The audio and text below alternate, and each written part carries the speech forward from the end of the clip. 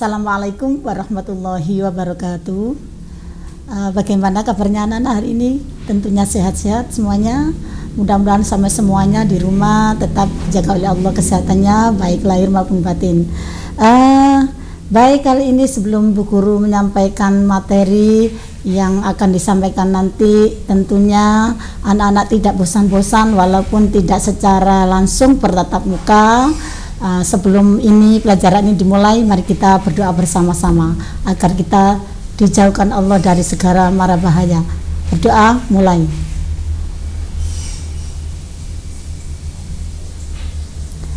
Berikutnya akan saya sampaikan materi tentang akhlak tercela, yaitu munafik.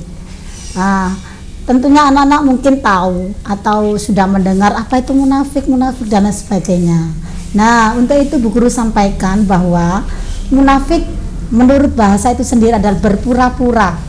Kalau berpura-pura itu berarti nggak beneran, etok-etok, bahasa Jawa seperti itu.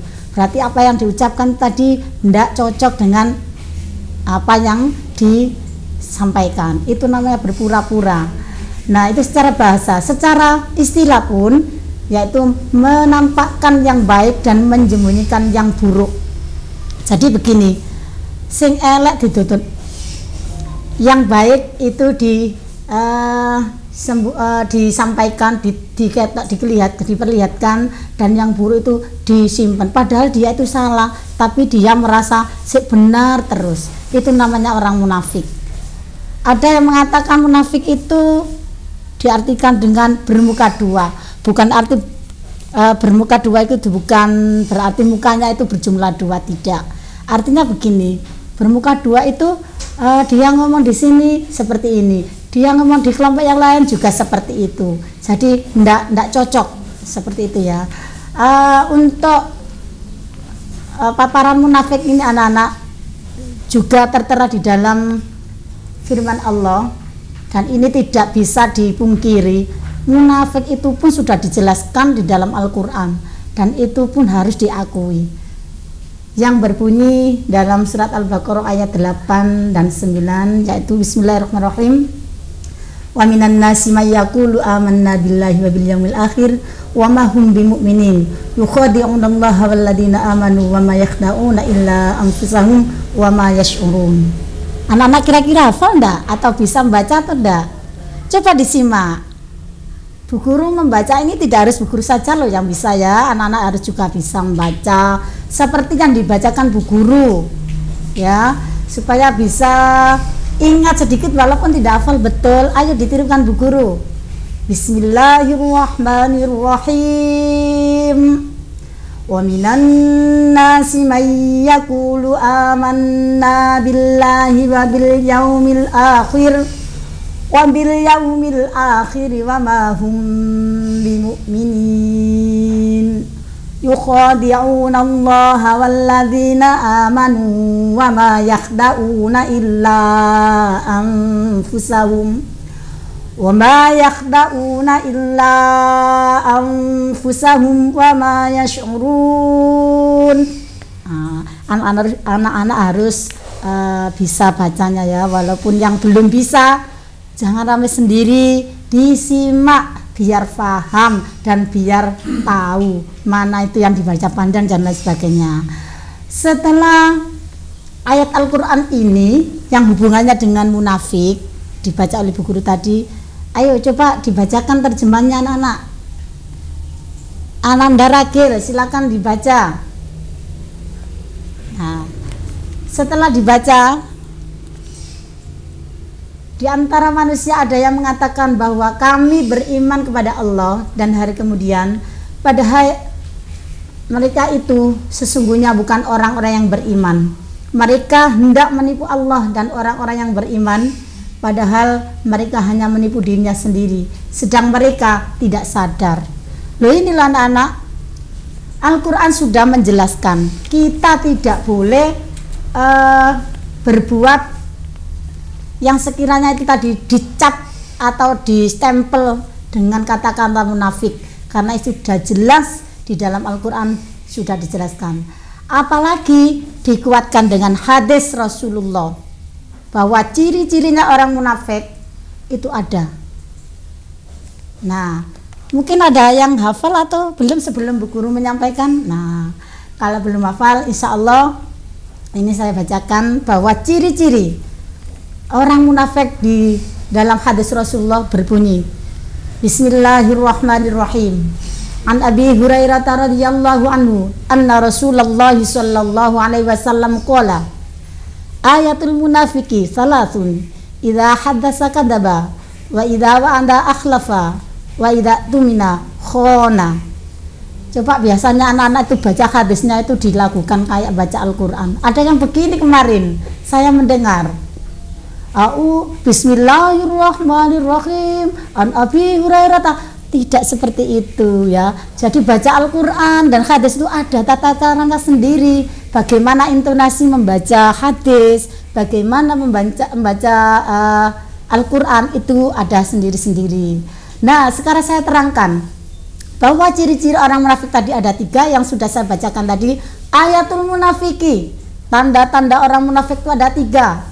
Nomor 1, idza hadasa kadzaba, jika berbicara ya selalu bohong. Coba anak-anak selama ini apakah ada yang suka berbohong walaupun kita di sekitar kita tidak ada yang tahu sampean kalau ngomongnya tuh bohong? Kan tidak tahu ya, hanya Allah yang tahu. Jangan dibiasakan seperti itu. Ada orang, tidak ada orang, ngomong dengan siapapun itu harus selalu jujur, tidak boleh bohong. Karena bohong itu juga menghantarkan kita nanti ke dalam neraka. Yang kedua, ciri-ciri dari orang munafik, kalau berjanji tidak menepati. Contoh anak-anak, Bu Guru atau Pak Guru memberikan materi atau tugas di rumah, biasanya anak-anak itu begini, Bu saya belum mengerjakan, Bu saya tidak mengerjakan. Kenapa? Saya lupa. Padahal anak-anak melihat televisi. Nah, itu salah satu bentuk bahwa berjanji katanya dikerjakan di rumah, ternyata tidak dikerjakan sampai saat ini. Juga termasuk berbohong, ngomongnya berbohong. Itu diantara ciri-ciri yang kedua, jika berjanji mengingkari. Yang terakhir, yang ketiga, ciri yang ketiga orang munafik itu memang ada 3 cirinya ya. Jika dipercaya ia khianat, terus dipercaya. Coba anak-anak di sekolah kita ini ada sebuah kantin. Sudah anak-anak di situ sudah diberdayakan bahwa aturan membeli di kantin walau tidak ditunggu oleh petugas kantin, anak-anak dipersilakan ambil sendiri dan menaruh uang sendiri. Ternyata di tengah perjalanan anak-anak itu lihat petugasnya nggak ada, temanku nggak ada yang tahu, aku ambil aja sesuka saya dan nanti aku pura-pura sudah membayarnya. Nah itu loh orang yang sudah dipercaya bahwa dia akan menggunakan waktunya dengan tidak mau dipercaya oleh orang lain. Dari situ walaupun orang tidak tahu maka Allah yang tahu. Itulah sifatnya atau ciri-cirinya orang munafik. Kira-kira anak-anak mau enggak distempel orang munafik? Kalau sudah distempel orang munafik, maka nanti akan dijauhkan dari surga dan tempatnya tetap sudah disediakan di dalam neraka. Tuh. Berikutnya anak-anak, bagaimana kita supaya bisa terhindar dari sifat munafik? 1, menjaga lisan. Lisannya ini dijaga supaya tidak berbuat ngomong yang senonoh, ngomong yang tidak berguna. Contoh biasanya anak-anak yang disampaikan ke teman-temannya dengan kata-kata yang kurang sopan, lebih baik diam, nggak usah diomongkan ya. Jadi menjaga lisan, ngomong yang benar. Kalau tidak ada atau tidak ada gunanya ngomong, silakan diam aja. Katanya hadis atau berbahasa itu ya, salamatul insan fi hifdil lisan. Keselamatan seseorang itu tergantung pada lisannya. Jika tidak bisa menjaga lisannya, sedikit aja lidah yang tidak besar ini bisa menyebabkan pertengkaran. Oleh karena itu silakan dijaga lisannya. Yang kedua, untuk menghindari sifat munafik, memperbaiki setiap keburukan dengan berbuat kebaikan. Kalau tadinya sampai semuanya banyak yang sudah atau suka berbuat kejelekan, silakan sekarang dirubah menjadikan orang yang baik dan bisa dipercaya oleh masyarakat, bisa membanggakan orang tua. Ya, jadi silakan. Kalau yang dulu anak-anak dicap atau distempel orang tuanya malas, nakal dan sebagainya, silakan sekarang untuk merubah perilaku anak-anak, baik berupa ucapan. Misalkan sama orang tuanya yang dulunya kalau berangkat sekolah itu ndak pakai salim, ndak pakai salam, mengucapkan salam.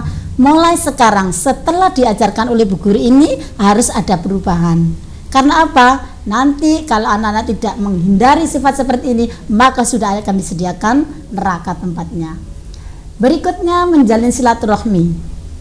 Mungkin anak-anak pelajaran yang lalu sudah saya sampaikan bahwa menjalin silaturahmi itu penting sekali bagi kita, khususnya umat Islam umumnya ya.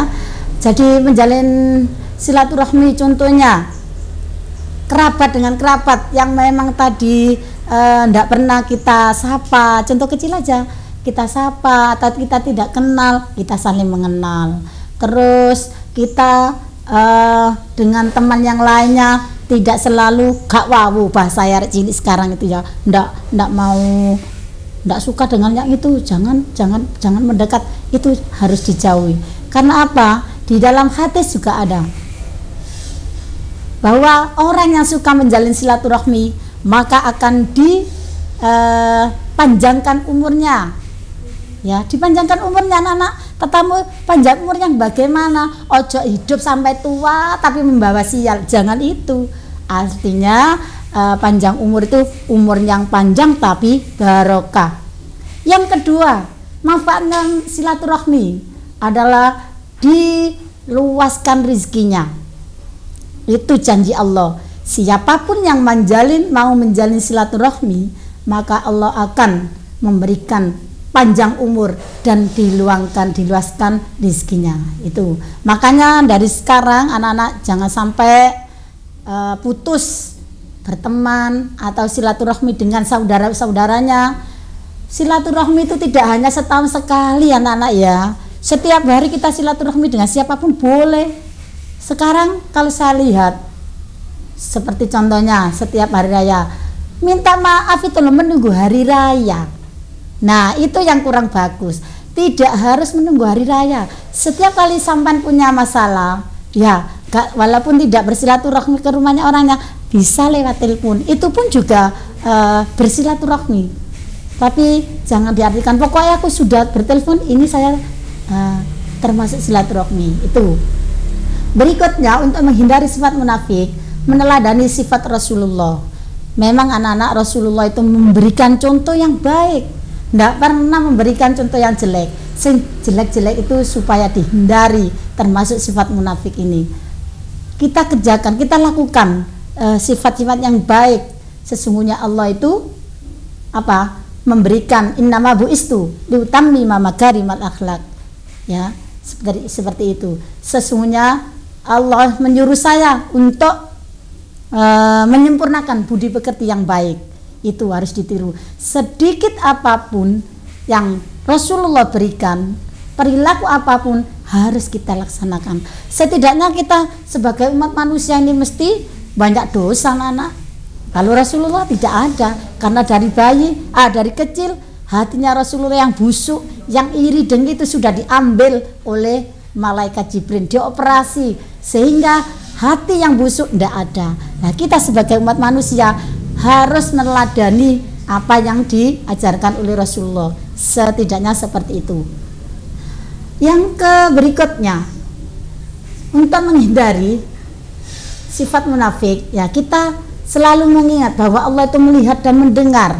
Ya, apa yang saya lakukan setiap hari. Loh aku tadi sholat, gak ada yang tahu aja, gak usah sholat, gak apa-apa. Loh itu tidak boleh, karena Allah maha mendengar dan maha tahu. Siapapun yang tidak tahu, Allah tetap tahu. Itu tidak boleh anak-anak. Sekarang sama tidak tahu, di mana sih Allah? Bukan seperti itu. Allah ya juga ada, nanti kita bisa bertemu di hari kiamat. Untuk yang terakhir, mendekatkan diri kepada Allah. Kita selalu mendekatkan diri kepada Allah agar dihindarkan dari segala mara bahaya. Dengan mendekatkan diri kepada Allah, caranya gimana, Bu? Caranya kita membaca zikir. Isinya zikir itu apa, Bu? Ya, silakan membaca bacaan yang baik atau thayyibah. Contoh, baca tasbih, baca hauqala, baca kalimat-kalimat yang baik yang lainnya, agar kita mau melakukan kejelekan kita ada remnya. Misalnya mungkin misalnya mau melakukan kejelekan anak-anak ya, karena sampean semuanya ingat, Masya Allah, aku tadi mau ngantemi teman saya.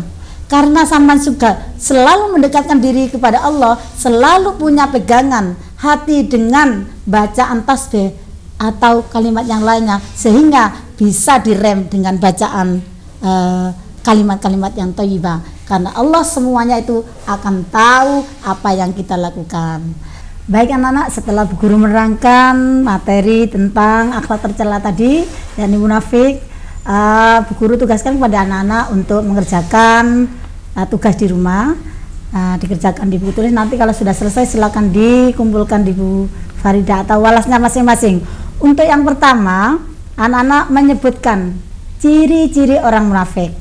Itu nomor 1. Nomor 2, sebutkan cara menghindari sifat munafik. Itu aja yang Bu Guru sampaikan, walaupun tidak harus banyak.